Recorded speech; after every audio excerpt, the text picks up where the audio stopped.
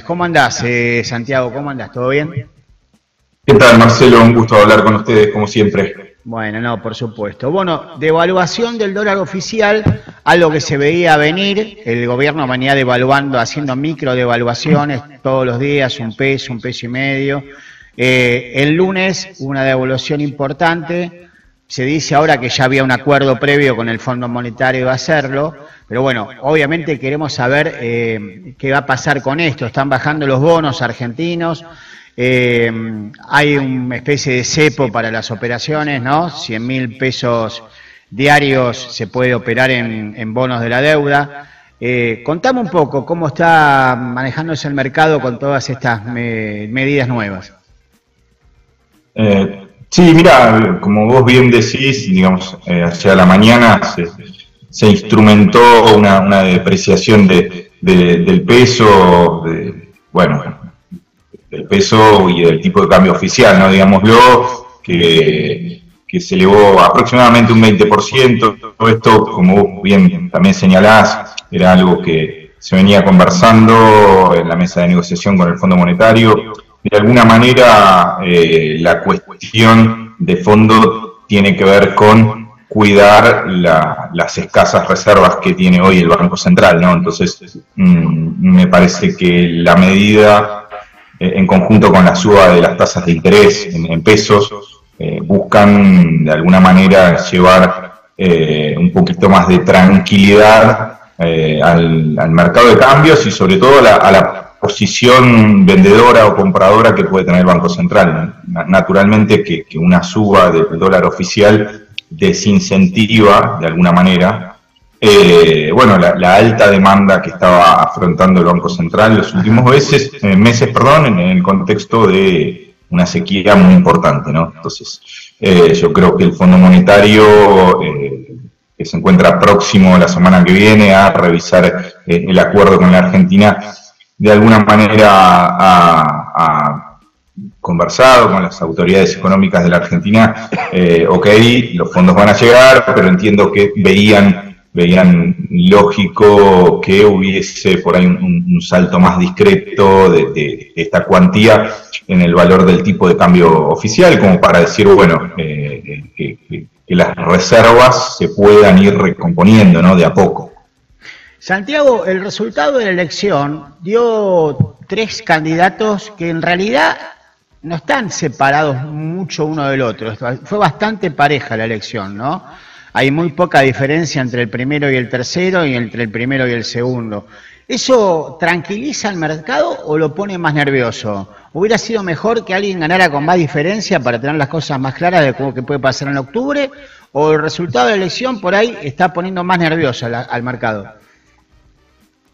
Mira, yo creo que en lo inmediato es mayor incertidumbre, ¿no? Y todo lo que tenga que ver con incertidumbre es riesgo y eso se ve en los precios, ¿no? Digamos, me parece que por los comunicados y los documentos que han circulado de algunos bancos de inversión, lo que ven de corto plazo es esto que vos señalás, ¿no? Una elección muy pareja, con un resultado abierto en octubre, donde hoy por hoy puede pasar, digamos, cualquier cosa de quiénes serán. Parece que hay un escenario de balotaje, digamos, pero no está cerrado tampoco, pero pareciera que 2 de estos 3 candidatos que están en menos de 2,80 se enfrentarían en un balotaje, pero nadie sabe hoy a ciencia cierta cuál van a ser esos 2 candidatos, y esto naturalmente genera una incertidumbre, ¿no? Ha habido por ahí una fuerza que ha obtenido la mayor cantidad de votos, que uno esperaría que eso genere cierta tranquilidad, pero me parece que no, de corto plazo vamos a ver cierta volatilidad en los precios de los activos. Vos bien lo decías, ayer los bonos cayendo cerca de un 11-12%, las acciones cayendo pero después recuperando. Bueno, van a ser días de volatilidad.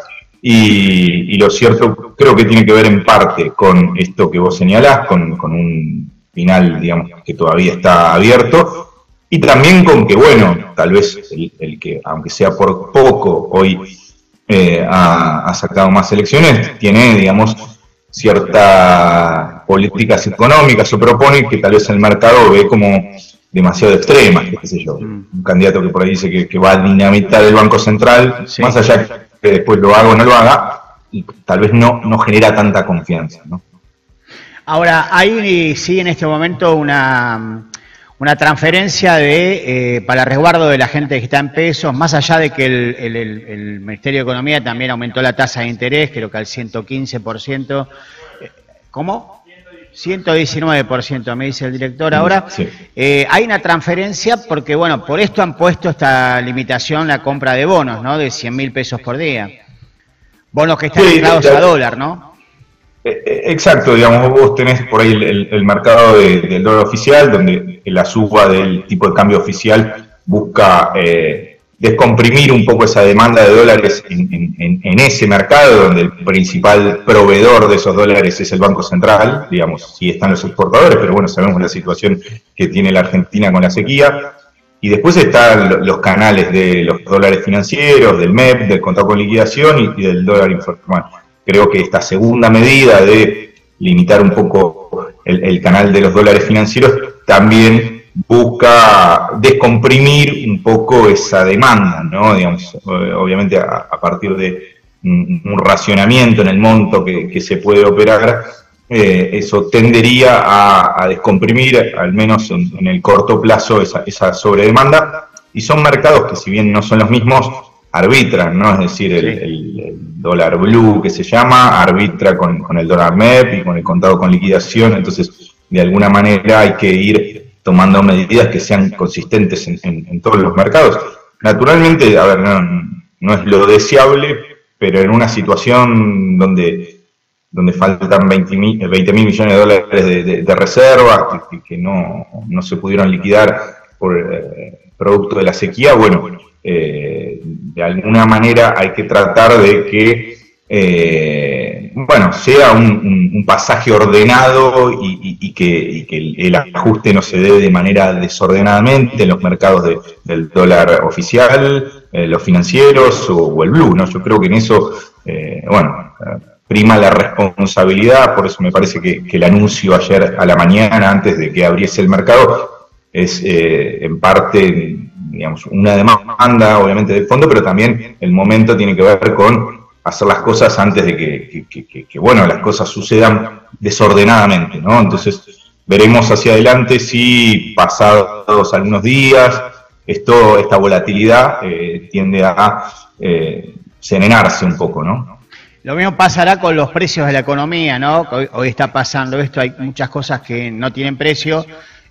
Suele pasar esto, que esperan unos días hasta que se acomode y después vuelve otra vez a aparecer, ¿no? Sí, es así, digamos, todos aquellos productos intermedios que tienen valores dolarizados, probablemente lunes, martes, sin precio, pero en algún momento cuando veamos que los valores de referencia más o menos se van actualizando, la actividad de las ventas se van a ir recomponiendo, ¿no? Lo que sucede es que nadie quiere vender a un precio donde después tenga que ir a reponer la mercadería y salga perdiendo. Claro. Pero es tan cierto como que nadie quiere dejar de vender, o sea, siempre hay un equilibrio. Entonces es cierto lo que vos decís. Yo creo que con algunos días donde la cosa se vaya estabilizando, se retomará la actividad y bueno, ahí sí, obviamente la devaluación del peso es muy probable que termine impactando en los índices de inflación de los meses que vienen, ¿no? Eso es lógico que suceda, pero bueno, uno, digamos, cuando hace política económica también tiene que saber qué es lo menos malo, y me parece que en este momento y ante un escenario de bajas reservas, yo creo que el apuntalar la llegada de fondos frescos, del Fondo Monetario Internacional, era prioritario y bueno, veremos si naturalmente en los próximos meses cuál será la evolución y obviamente estar atento a tratar de recomponer de la manera que se puede un poco los salarios, ¿no? Para que no se vean perjudicados a aquellos sectores más vulnerables, ¿no?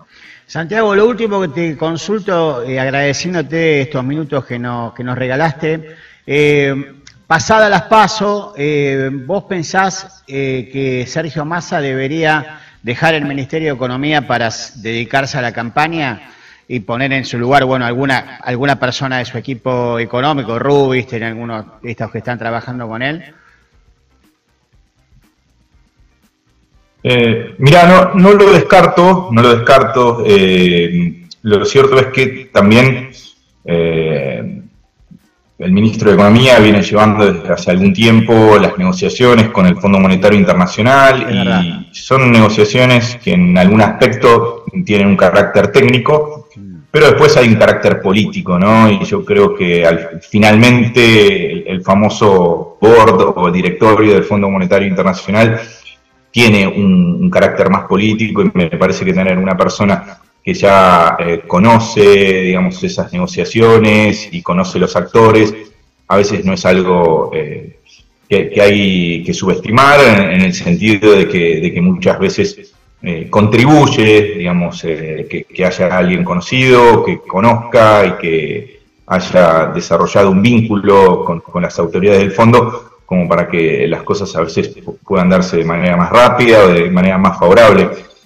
Con lo cual, sí, entiendo que tal vez alguno puede pensar que no es lo ideal la superposición de funciones, pero por otro lado, bueno, la Argentina, y no por decisión de este gobierno, ha vuelto al fondo y hay que convivir con eso, y hay que hacerlo de la manera más responsable posible, y creo que el ministro lo toma de esa manera.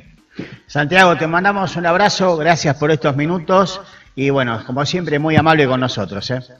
Por favor, un abrazo grande para ustedes y un saludo grande a toda la audiencia. Chao, hasta luego. Ahí estaba Santiago Cámpora, nuestro amigo economista, que siempre nos da una mano para entender un poco más de estos temas de la economía. Correctamente.